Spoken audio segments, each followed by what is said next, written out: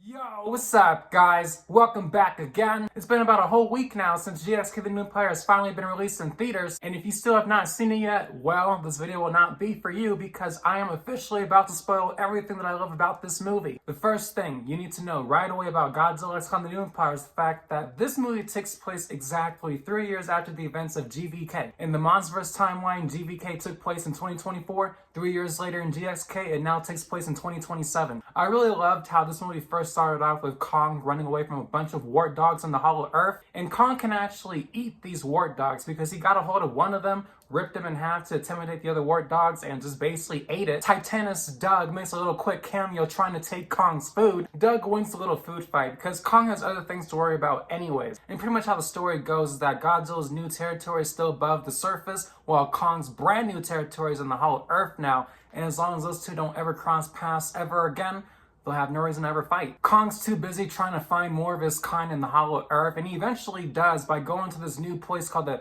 Subterranean Realm. Godzilla, on the other hand, is busy fighting Scylla in Rome, Italy. And yes, I know that a lot of fans are not happy that she died so quickly, but then again, like, hey, at least Godzilla got a kill already. Kong eventually does cross paths with Suko in the Subterranean Realm, and this is when he first starts off as a little shit in this movie because yes, he is clearly trying to trap Kong here. Suko gave Kong the puppy eyes, and as he got closer, he took a nice bite out of Kong's fingers, and Kong was clearly pissed off. He was not having it. He said, "Get your ass back here," and starts chasing Suko. But just as he's about to catch up with him, yep, a group of other monkeys start showing up and try to jump him. It was basically a 4v1 because Kong at one point, the most shocking part that I thought was so funny, was that eventually Kong ended up using Suko as a weapon. I'm talking like he was using him as like some kind of nunchuck, and eventually threw him against another monkey. I was like, damn, Kong! Suko eventually surrenders, and Kong forces him to take him back to his home. And along the way, Kong and Suko take a break to drink some water real quick, and there was a brand new tie that was sneaking up on Kong, and Suko knew about this tie-in too. Whatever this thing is, it was huge as hell.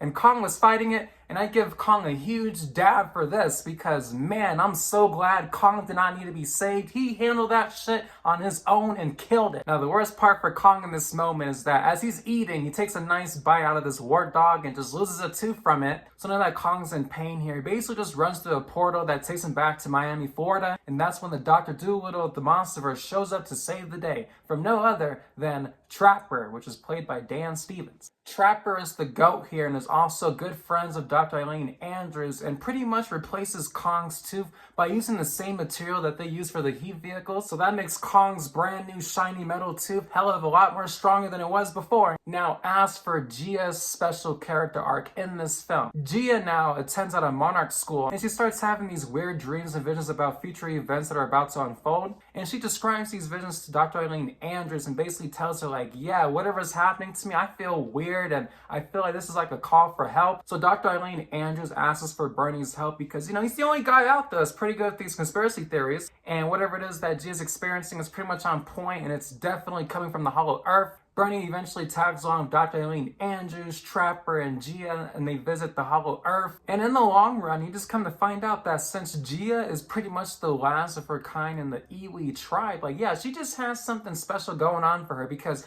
wherever the signal is coming from in the Hollow Earth, they eventually track it down and they find it. And this takes them to a temple with Mothra in it. And you come to find out that, yeah, Gia is not the last of her kind from the surface of the earth, but in the Hollow Earth, like, yeah, there is a heap of a civilization down there. And eventually they're taken to this room that has like all these cave paintings and pretty much describe what happened between the events of Scar King, Godzilla, and even Shimu. And the origin story here is that Scar King and his kind were so greedy that they wanted to eventually raid the surface of the world here, and Godzilla was not having it. So eventually Godzilla just ended up trapping Scar King and any of his army that was just left behind in the Hollow Earth. And how Scar King is able to control Shimu is that there's one of these crystals from her that is able to pretty much mind control here, and that's how Scar King takes advantage of her. Now you might be wondering, how does Godzilla become pink and evolved here? Well, after that fight with Scylla, Godzilla does take a nap and eventually wakes up and goes to France. And once he's in France, he basically just consumes a bunch of radiation because he's prepared for this next fight in the Arctic Ocean. And this is where he comes across Titanus Tiamat, Holy shit! And if you guys have read Godzilla Dominion, you guys would know that this is not the first time that these two have fought each other. This is now their second time. And so Godzilla ends up killing Tiamat because, yeah, Tiamat has this massive pink radiation all around her and even inside her lair. And Godzilla said, shit, I could hell use that right now because that guarantees that he will be even more OP than we last saw him in King of the Monsters when he was in Burning Godzilla mode. So Godzilla starts to evolve using Tiamat's new radiation power here, and that's how he eventually becomes pink throughout the film. And as Dr. Eileen Andrews continues reading these stories from the cave paintings, she does eventually say too that, yes, with the help of Mothra involved, like, this war between Godzilla and Scar King will eventually come to an end. Now that Suko finally takes Kong to Scar King's lair, Kong was disgusted seeing his other kind just getting mistreated by Scar King's species. Kong was trying to save his own kind from being put in further misery, and since Scar King was informed, it's kind of too late because now a fight's about to outbreak. So Scar King shows up, laughs at Kong, seeing his metal tooth, and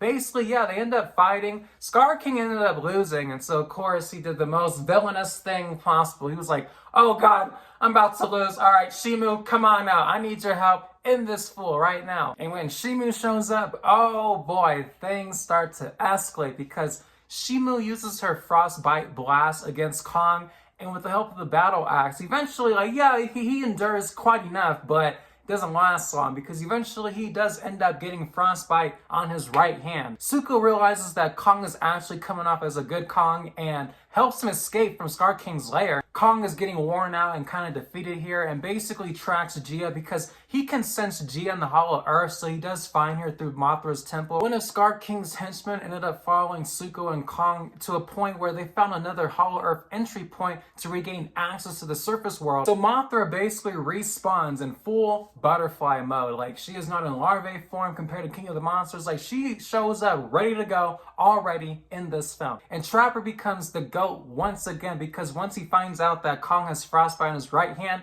he's the man that gives Kong the Beast Glove, and it was just so cool to see how that was handled. Now that Kong got that Beast Glove upgrade, he does tell Gia, like, oh shit, you know what? I think I'm finna go get Godzilla's help real quick, and basically goes through a portal that takes him back to Cairo, Egypt. Now that Godzilla is no longer frozen, he is out there in Egypt already, and Godzilla is not fucking happy, bro. I'm telling you, the build up to that fight was awesome. And basically Godzilla jumps off a cliff into the water, charges for Kong, and Kong's like, hey bro, I'm just here for some help. Like, I don't even want to fight. But Godzilla does not give a fuck. He charges at Kong, and basically it is a repeat of GxK all over again. And I gotta give it to Kong here because, oh my god, after Godzilla tackled and speared Kong through a pyramid, Kong was not having it. So he eventually uppercut Godzilla, which basically knocks him out. And then Kong just got on top of Godzilla and said, like, bro, he was just throwing punches like crazy. But when Godzilla wakes up,